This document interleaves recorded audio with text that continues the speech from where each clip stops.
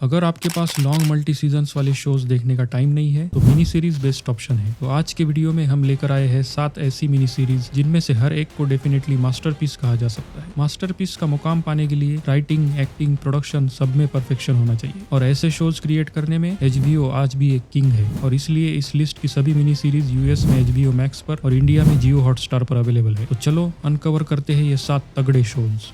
Number 7 पर है 2021 की स्टेशन 11, एक ऐसी मिनी सीरीज जो पोस्ट एपोकैलिप्टिक जॉनर को कंप्लीटली रीडिफाइन कर देती है। सीरीज की शुरुआत होती है एक डेडली फ्लू से जो कुछ ही दिनों में एंटायर सिविलाइजेशन को वाइप आउट कर देता है। लेकिन इस तबाही के बीच हम फॉलो करते हैं कुछ कैरेक्टर्स को जिनके बीच का कनेक्शन, उनके पास्ट और उनके फ्यूचर सब एक ब्यूटीफुली क्राफ्टेड वेब में जुड़े हुए हैं। और सबसे इंटरेस्टिंग पार्ट, ये शो जंप करता है अलग अलग टाइमलाइंस के बीच, आउटब्रेक के पहले, आउटब्रेक के बाद और 20 साल बाद की रिबिल्ड हुई दुनिया। स्टेशन 11 का कोर थीम है survival, but not just physical survival. यहाँ ये भी दिखाया गया है कि आर्ट और स्टोरीज जैसी चीजें जो हमें इंसान बनाती है वो भी सर्वाइव करती है। ट्रैवलिंग सिम्फनी नाम के परफॉर्मर्स दुनिया के खत्म होने के बाद भी शेक्सपियर प्लेज परफॉर्म करते रहते हैं। क्यों? Because only survival is insufficient. जिंदा रहने के साथ साथ जीने का मकसद भी चाहिए होता है। विजुअल स्टोरी टेलिंग आउटस्टैंडिंग है। शो एक soft, dreamy and almost haunting cinematic style use करता है जिससे हर सीन का इम्पैक्ट महसूस होता है। म्यूजिक सटल है लेकिन इमोशनल वेट बहुत ज्यादा ऐड करता है। कैरेक्टर्स की बात करें तो एवरी आर्क फील्स पर्पसफुल, चाहे वो जीवन हो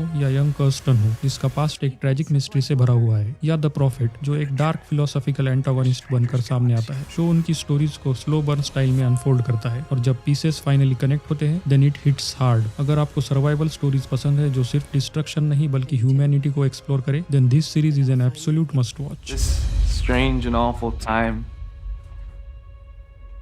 was the happiest of my life. It's the only thing.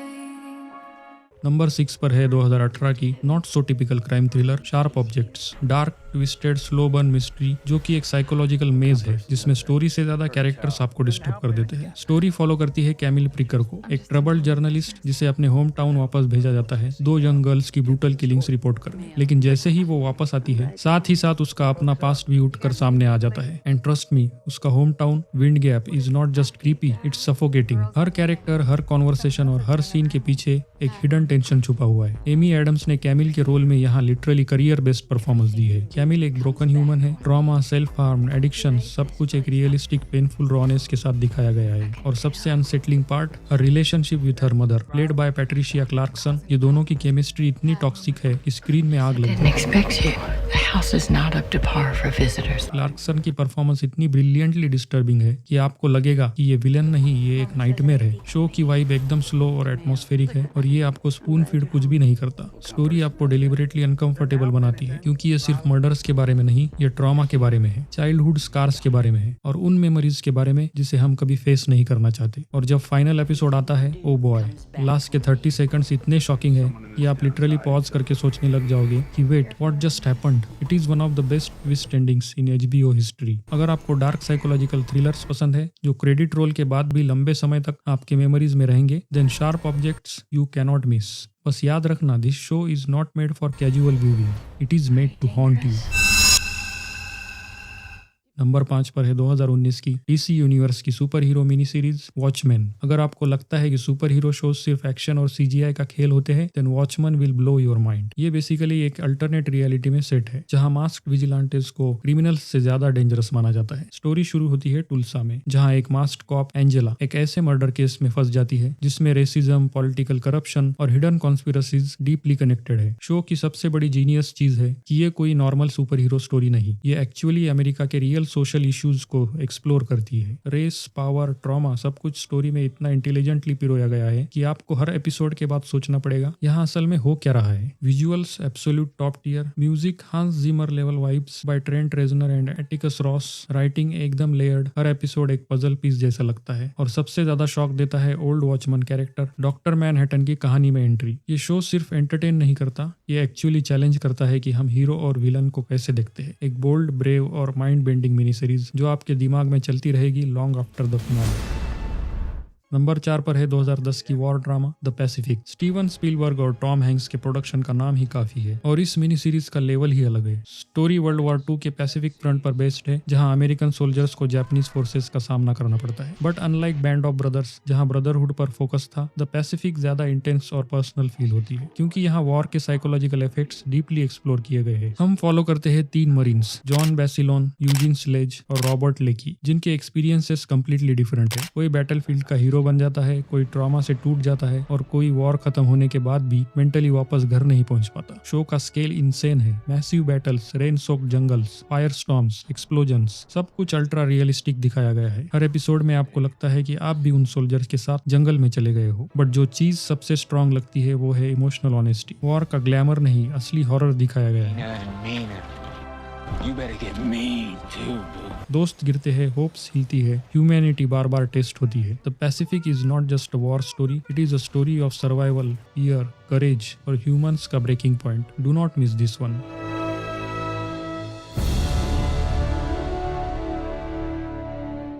Number 3 पर है 2021 की crime thriller Mare of Easttown. ये शायद एक नॉर्मल क्राइम थ्रिलर लगती हो, बट ट्रस्ट मी, ये शो इमोशंस, मिस्ट्री और कैरेक्टर डेप्थ का पावर हाउस है। केट विंसलेट प्लेज मेयर शीहन, एक स्मॉल टाउन डिटेक्टिव जो मर्डर इन्वेस्टिगेशन के साथ साथ अपनी पर्सनल लाइफ के इमोशनल दर्द से भी फाइट कर रही है। उसकी ब्रोकन फैमिली, उसकी पास्ट ट्रेजेडी और उसके ऊपर पूरे टाउन का प्रेशर, ये सब चीजें मेयर को एक रियल फ्लॉड ह्यूमन कैरेक्टर बनाती है। स्टोरी एक टीनेज गर्ल के मर्डर से शुरू होती The है, East Town Police Department received a call reporting a dead body in Freedom Creek.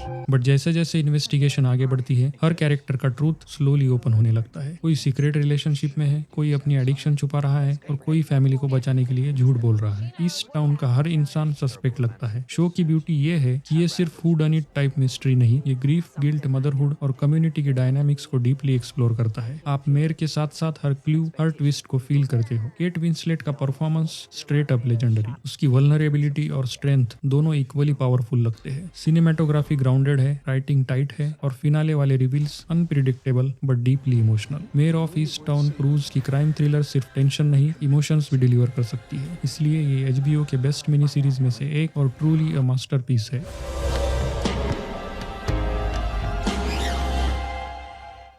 Number 2 पर है 2019 की historical drama Chernobyl, one of the most intense and haunting mini series ever made. ये show सिर्फ एक nuclear disaster की story नहीं, ये human denial, करेज, sacrifice और ट्रूथ की अल्टीमेट फाइट का हॉन्टिंग पोर्ट्रेयल है। 1986 में हुई चेर्नोबिल ट्रेजेडी को इतने रॉ, इतने पेनफुली रियल तरीके से डिपिक्ट किया गया है कि हर एपिसोड आपको इमोशनली ड्रेन कर देता है। सीरीज फॉलो करती है वैलेरी लेगैसो और एक टीम ऑफ साइंटिस्ट्स को, जो गवर्नमेंट के लाइज और कवर अप्स के बीच सच को सामने लाने के लिए जान तक दाव पर लगा देते हैं। इस शो की ब्रिलियंस उसकी डिटेल्स में है। रेडिएशन का हॉरर बिना जंप स्केयर्स के, बिना लाउड बैकग्राउंड म्यूजिक के, बस एटमॉस्फियर और सच्चाई के थ्रू फील होता है। और फ्रेम इतना रियलिस्टिक लगता है कि कभी कभी स्क्रीन देखना भी अनकंफर्टेबल हो जाता है। लेकिन यही अनकंफर्टेबल रियलिटी इस मिनी सीरीज को आइकॉनिक बनाती है। राइटिंग शार्प, पेसिंग टाइट और परफॉर्मेंसेस इतने पावरफुल कि आपको रियल लाइफ कॉन्सिक्वेंसेस का वेट महसूस होता रहेगा। You are dealing with something that has never occurred on this planet. Chernobyl एक रिमाइंडर है कि एक झूठ कितनी जाने ले सकता है और एक सच कितनी जाने बचा सकता है। अगर आपको dark, gripping, fact based dramas पसंद है, then this one is a mandatory watch for you.